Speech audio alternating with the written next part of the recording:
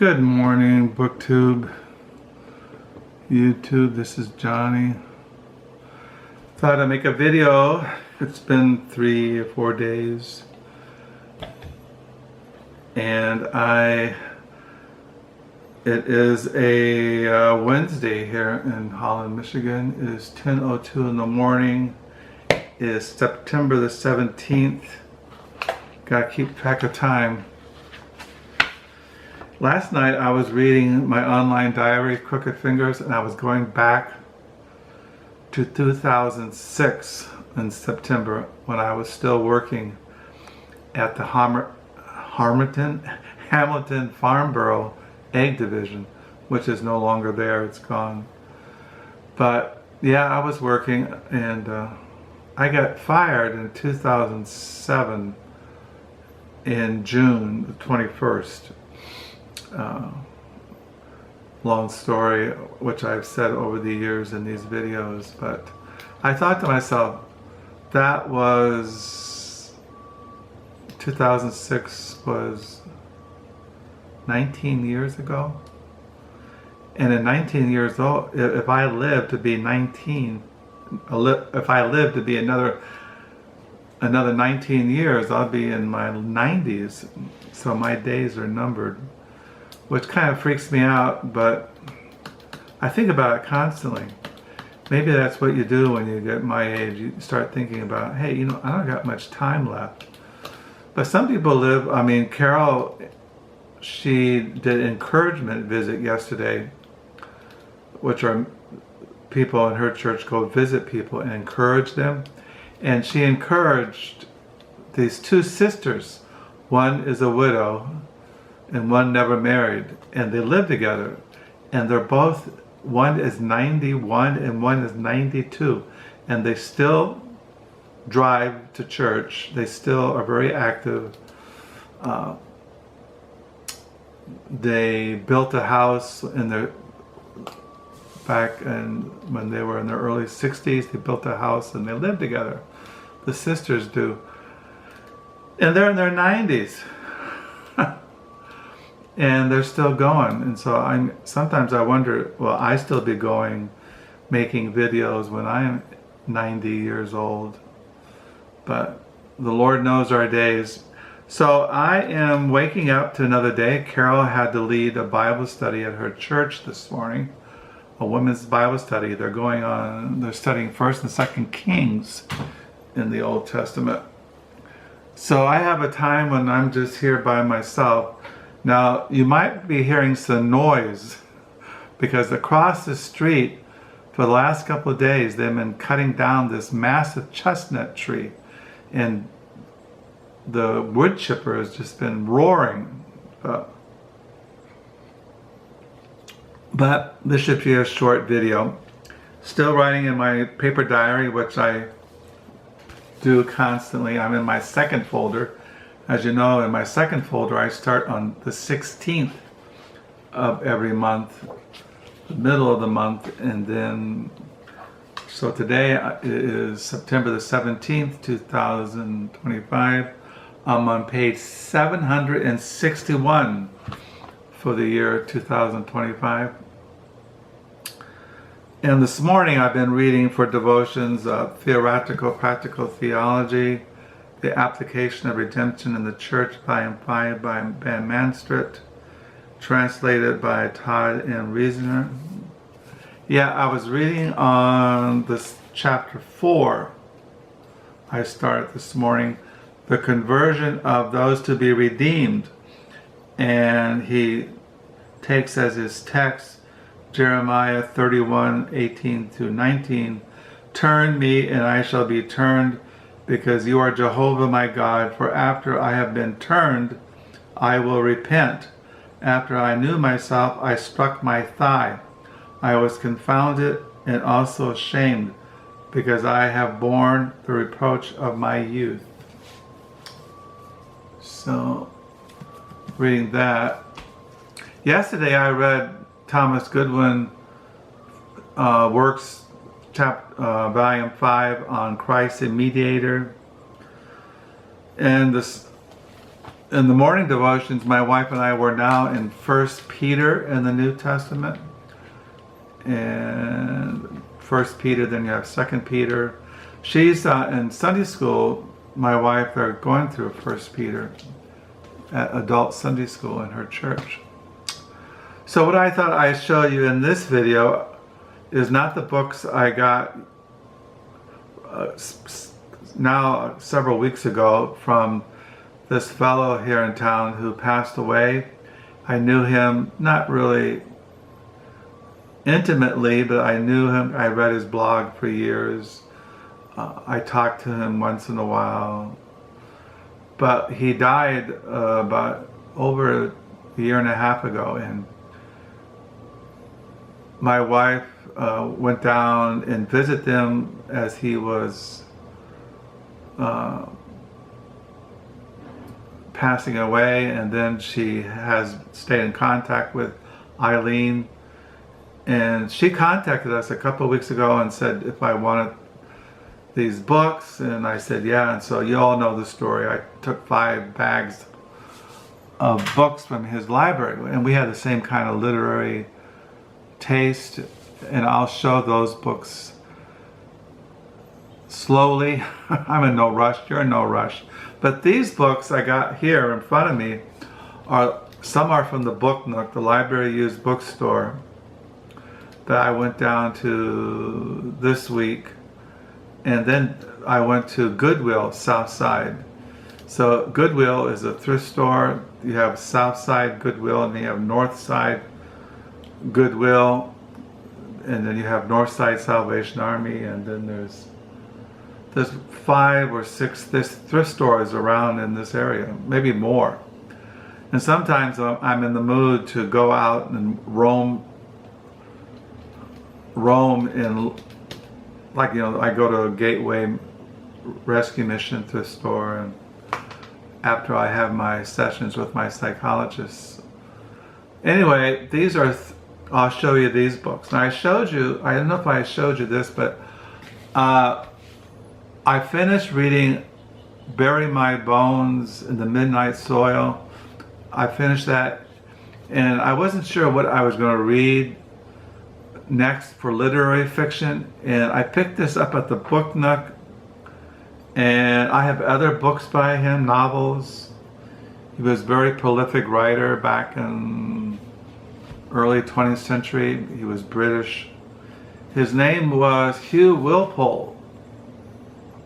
And I found at the Book Nook this The Inquisitor by him, and I was looking at it, and I thought, hey, you know, I told you I wanted a good story, something not modernistic or massive, but so I've been reading The Inquisitor by Hugh Walpole. I have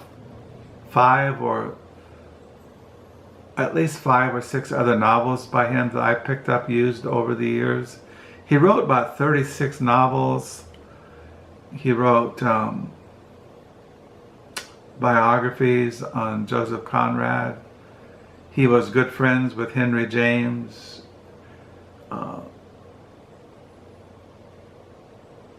He was a prolific writer, and I looked for his writings. Like yesterday, I went online and I couldn't find, I like to find more of his works, but I'll just keep looking at thrift stores and used book sales and used bookstores. But I picked this up at the Book Nook. I also picked up at the Book Nook this little old book. It's Travel Writings by Robert Louis Stevenson. It's one of these old books. I have other ones. It's these are Every Man's Library, edited by Ernest Reed. See, they're Every Man's Library. You've seen these. I have other ones like this.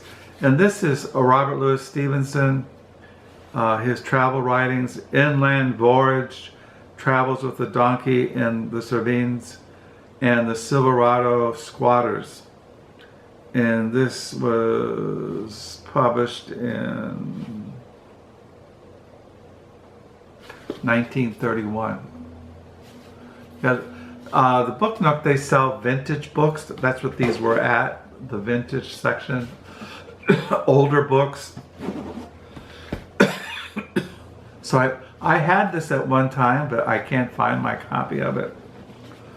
I have a set of writings of Robert Louis Stevenson, 5 or 6 hardbacks I picked up at a thrift store a couple of years ago, and I have a biography of him.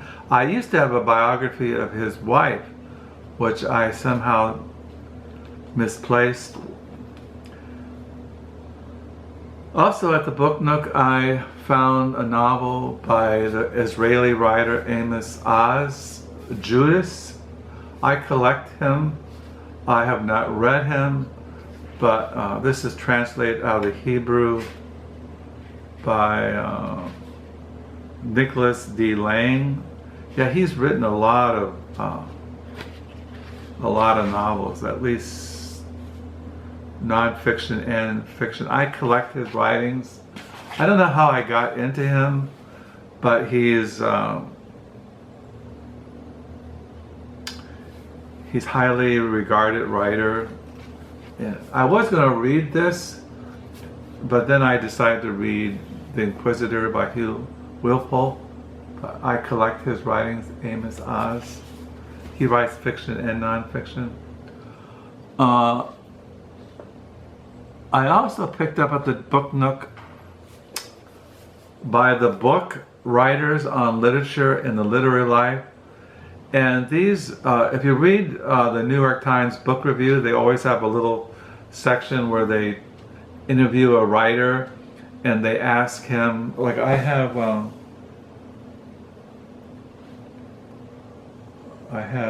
example of it, but I don't have it here with me. Oh, here it is.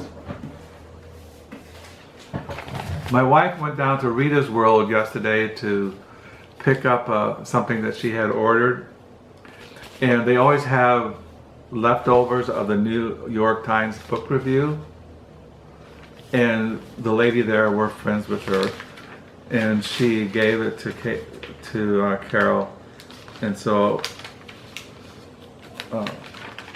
there's always a section like this where they talk to a writer and they ask questions like, what do you, what are they reading now? What's on their reading table by their bed? What book they think was the best book they read this year? Things like that. And this is what this is. These are taken from the New York Book Review, the New York Times Book Review, and it's the same format. Some of these writers I've never heard of, but some I have, like Nicholas Baker. I collect his writings. So it's the same thing. They asked Nicholas Baker, what was the last truly great book you read? And recently I listened to Graham Greene's The Human Factor, read by Tim Pegent Smith. So that was the one that he chose. I collect the writings of Graham Greene, which I think I've shown you. Anyway, I got that at the Book Nook.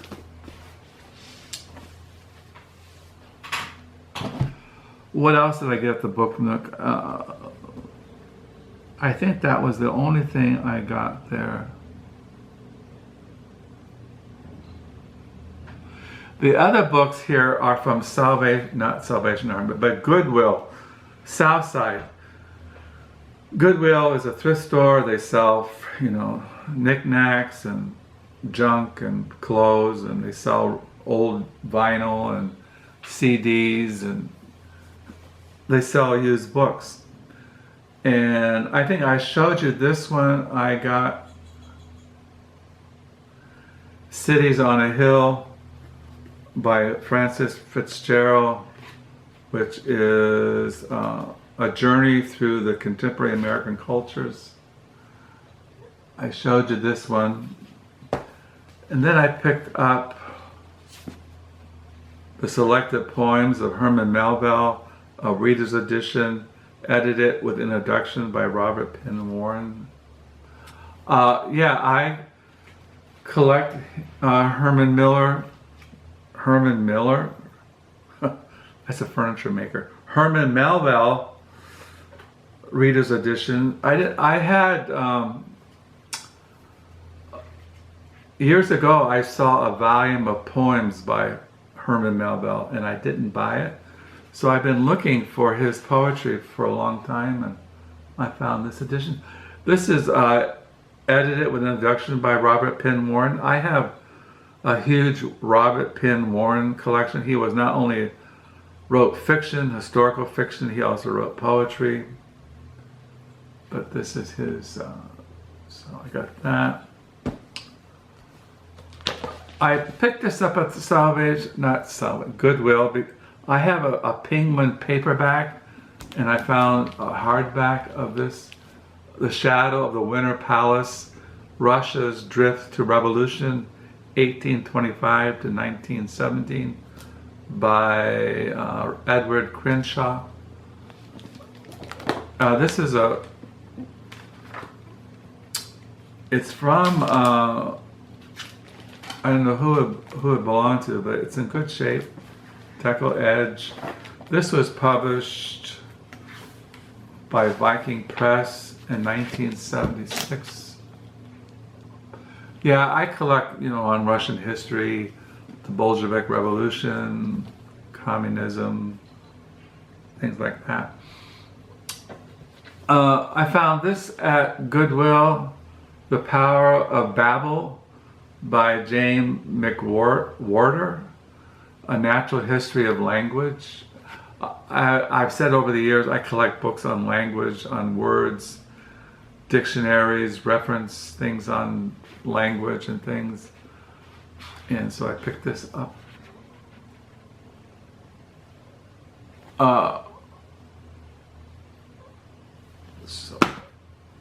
Then, as you know, I'm into American history.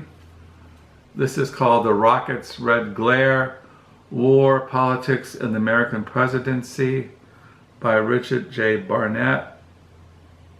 I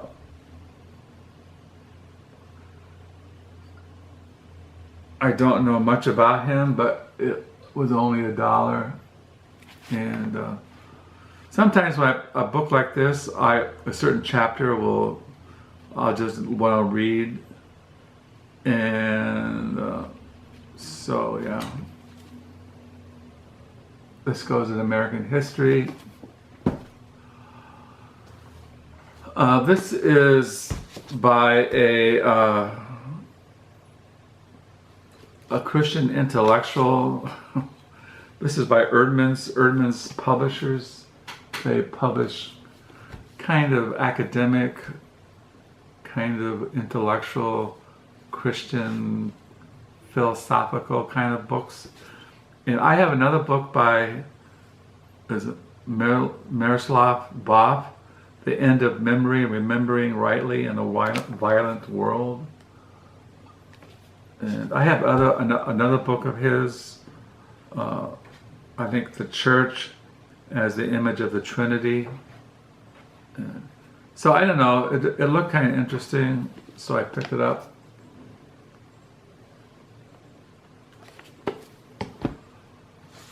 And then I picked up Secret Ingredients, The New Yorker, Book of Food and Drink, edited by David Remick.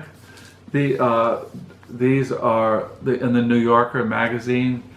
They write about wine and food and restaurants. And at first I wasn't really, I had been at the Goodwill for a while, and I always just passed it by because I thought, I'm not into food and drink.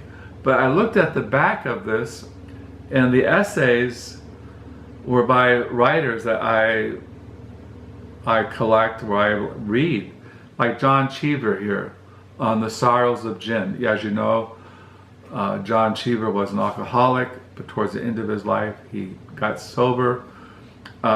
There is Jim Harrison, who I collect, on the 37-course lunch. There's Anthony Lane, who writes about movies for the New Yorker on cooking by the book.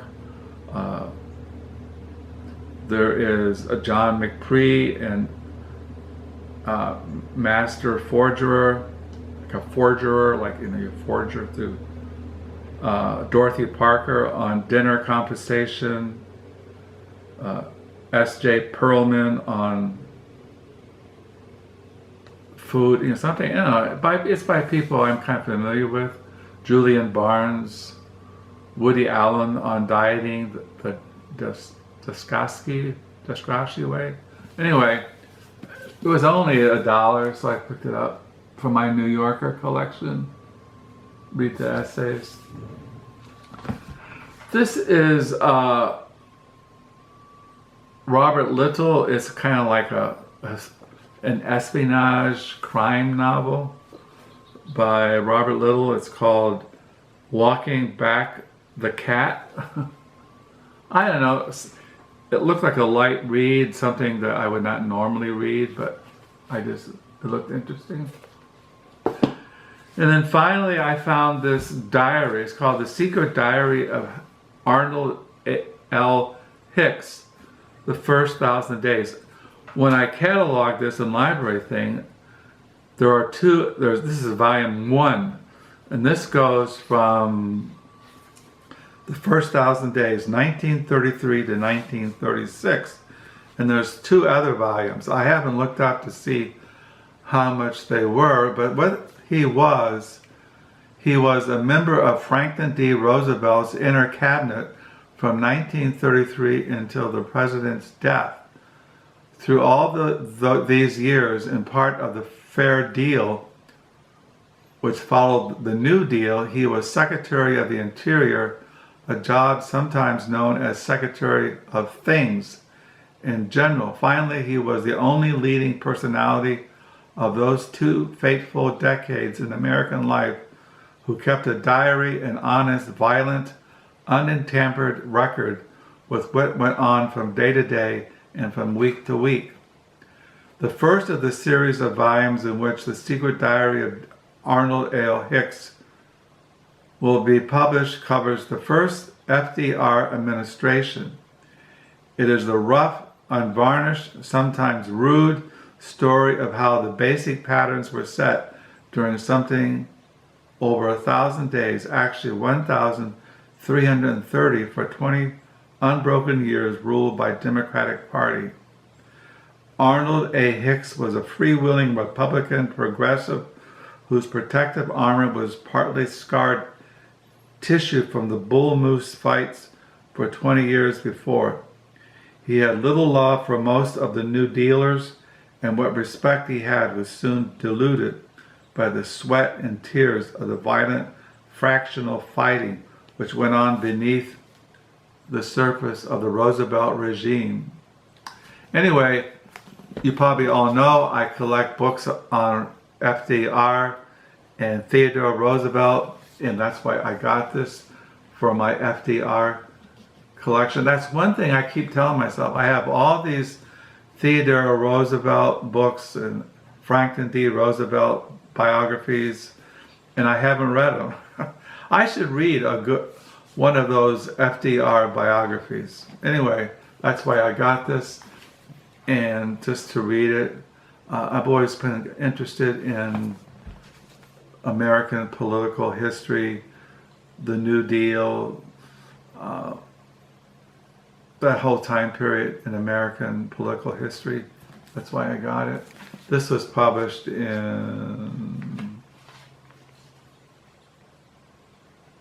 it doesn't say when it was published, 1953. This was published. So that's my used book haul. I think these are the ones that I bought recently at Book Nook and thrift stores. I haven't gone north side in a while. I keep telling myself, get in the car, go north side, visit Salvation Army, visit Goodwill, visit I haven't gone to the new Blue Stockings store since they moved. I just can't get myself moving. And to be honest, all those books I got from my Steve's library are just what I would be looking for. I mean, what I got there was a gold mine, and so I'm kind of I've had my fill. So I just go around here and look for used books. So yeah, I have been enjoying reading. I've been collecting Hugh Walpole for a long time, and I never really read him. I know he was a very prolific writer. I always like collecting writers who've written a lot, like Anthony Burgess and Joyce Carol Oates, and people like, they're just people who are prolific. Gore Vidal, who write fiction, nonfiction. John Updike, he wrote poetry, he wrote criticism, he wrote novels, he wrote short stories. I admire writers who write a lot, like Zola and Balzac and Thackeray and Anthony Trollope and people like that. And so I wish I lived in an area where I could get more of Hugh Walpole. But I went online, looked to use, and there's not much you can find. I mean, there are some books that he's famous for that are easy to find. But that's the way it is. Anyway, I hope you're having a good reading week. I thought I'd just share with you my used book haul.